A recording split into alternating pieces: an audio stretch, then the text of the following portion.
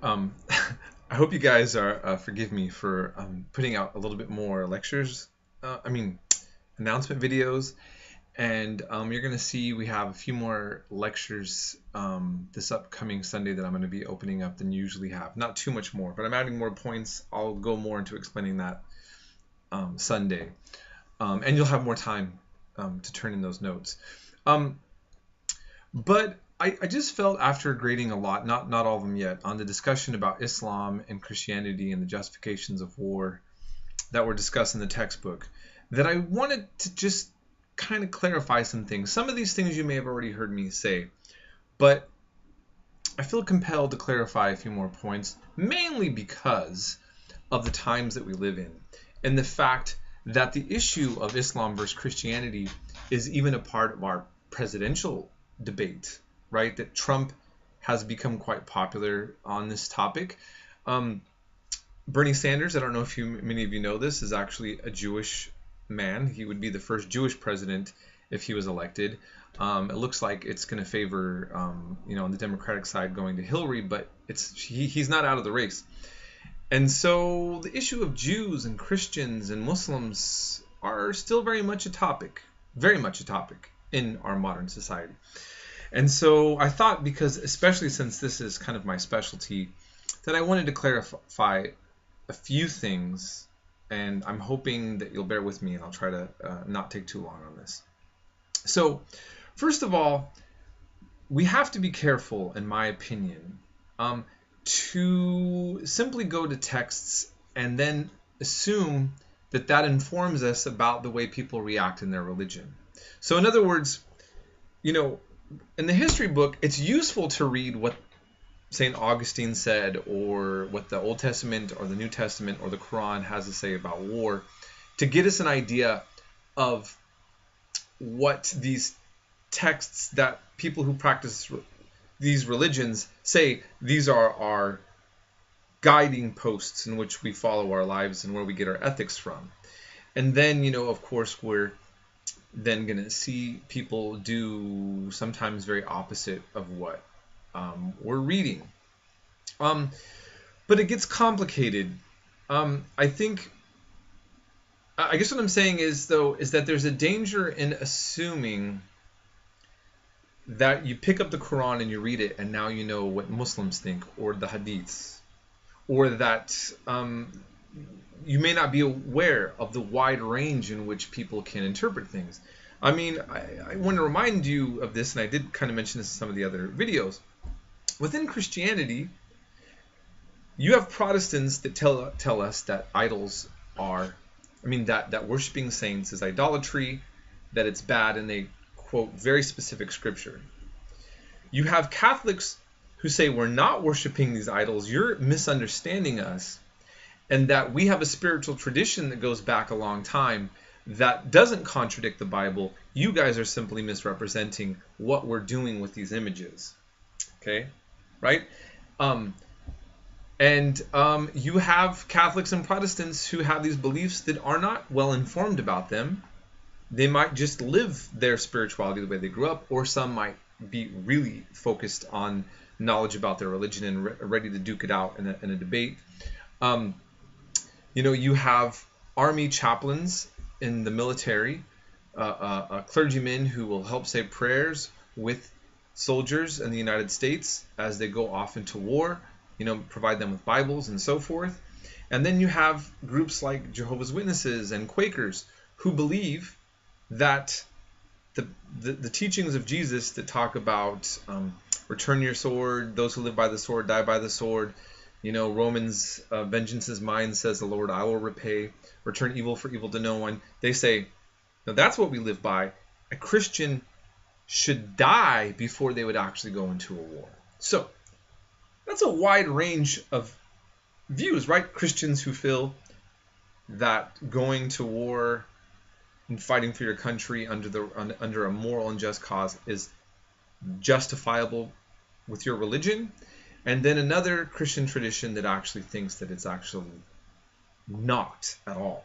And both make very sincere approaches to their belief, right? To what they're going to do. And And then you have in the Bible, for instance, I'm named Joshua. It's my first name. He is the most violent character in the Bible, and I've said this, I think, in a few of my lectures, that my parents were pacifist Christian hippies who named me after the most violent guy. They didn't focus on his violence. They focused on his relationship to God, and some of them, their highlights of him were different than under that specific lens of what he was doing in a militaristic way. Okay? And so I guess what I'm trying to say is that as we look at other religions as well, we have to allow for that kind of diversity of approach to their own religion that we see that takes place in the Christian world. And, when it comes to the topic of can Muslims and Christians and Jews get along, the fact of the matter is they have been getting along for centuries, and they have been fighting for centuries. Both. Okay? There's a great book I'd like to recommend called Under the Crescent and Cross, and it's by Mark R. Cohen. It's about Jews that lived in the medieval times under Christian kingdoms and how they lived under Islamic kingdoms. And his argument is that things varied wildly in terms of the conditions, but ultimately Jews lived better, ironically, under Islamic rulers. That was in the past, okay? And not something that you would expect. And he doesn't say it was perfect or paradise. He just says that things generally, if you look over the trajectory of time, was better. We have another book here. This is a very dense book. It's called A Mediterranean Society, and it's dealing with the Geniza manuscripts. And what happened was in Cairo, Egypt, they discovered this synagogue that had basically manuscripts that were just put away. And they're from a range of 1,000 years. Because what it was, there was a Jewish tradition that anything written in Hebrew, because Hebrew writing was considered sacred, can't be thrown away. So they just kind of put it away.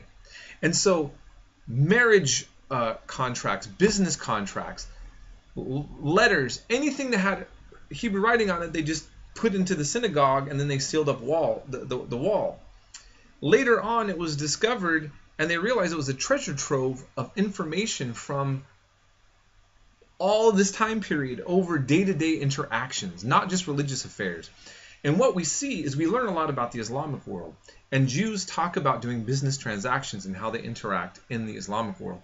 And in fact, it shows that things were much more nuanced, complex, and less straightforward than if you just read the Islamic sources and you read what the official views of the Islamic governments were, and then you see kind of from the letters what was actually happening on the ground.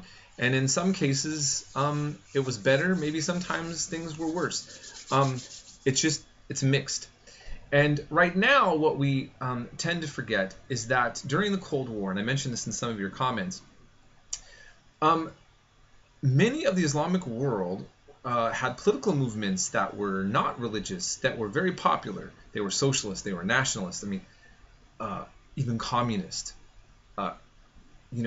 Most people can't conceive of the Islamic world having so many people following potentially an anti-religious point of view. Well, there's a lot of different reasons for that I don't have time to go into. But during the Cold War period, in other words, when there was the Soviet Union, when there was communist Russia, and then you had communist China, the United States and the West feared political movements that went that direction. So Islamic political movements during the 70s and 80s and 90s and sometimes actually the 60s even, the United States and the West felt that Islamic extremists were a better place to put support into than non-religious political movements. Saudi Arabia has been in favor with the United States and the West, not just for their oil, but for their radical ideology of Islam, that they actually use that oil money to fund their versions of Islam, which they still do, in the Islamic world. And you had a place like Yemen where the Saudi Arabians were supporting the north to support the royalists, and in Egypt, an Arab socialist nationalist was supporting the communists in the south of Egypt, and they were competing for power, and things were going in that direction. Then Soviet Union fell. A lot of these movements became delegitimized. Arab nationalism lost it lost its steam as well. And what's ended up happening is that a lot of these Islamic movements that have been happening in the Middle East are new, and they are a byproduct of the Cold War clashes. And my argument that I make is that it was the anti-communism, anti-Arab nationalism and socialism, and also all those various factors that gave rise to a kind of collapse in other political ideologies and made space for radical religious political ideologies that weren't there before. And if you look at Saddam Hussein in Iraq, the founder of his political party that Saddam Hussein led was an Arab Christian. Tariq Aziz, his right-hand man, was Roman Catholic. Okay? This was not a religiously motivated political system. But he did use religious language a lot, especially after the Gulf War, which confused a lot of people in the West when they watched him, not understanding the background and how he was trying to manipulate politics. Okay, he was an opportunist, like all politicians. Now, when Bush invaded Iraq, and I'm not really going to debate whether that's good or bad, but just to say that that overthrew a political system, and the majority of the Shiites had political power for the first time in centuries, in a way that they may have never had in Islamic history. So then, as the Shiites came to power, they took revenge on the Sunnis, and then many of the Sunnis fled and became dispersed. In the middle of this, then we have a Syrian civil war, where you have a Shiite favorable government who's also suppressing Sunnis. And then this is all getting together. And you get this crazy, terrible thing called ISIS emerge. Okay? And so what I'm trying to point out is that it's not the Quran specifically or the Hadiths that we should be looking at, but all these other geopolitical things that are also in the mix. So it's not that studying these texts are irrelevant, but they don't give us the full picture as to all the other various factors, which I think are just as important.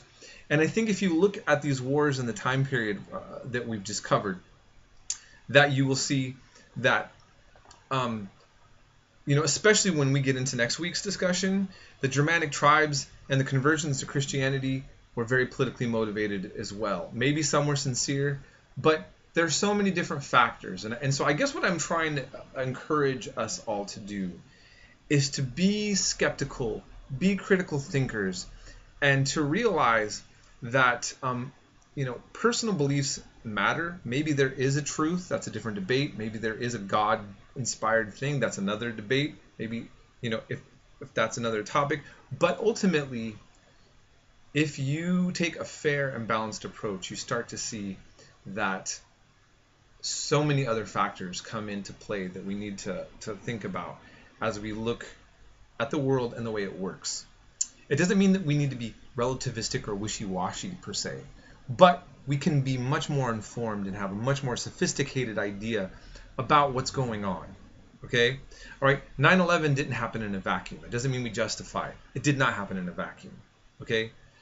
The United States is everywhere in the world, and we in the United States don't pay attention until something happens to us here. Okay, and then we don't know where this is all coming from.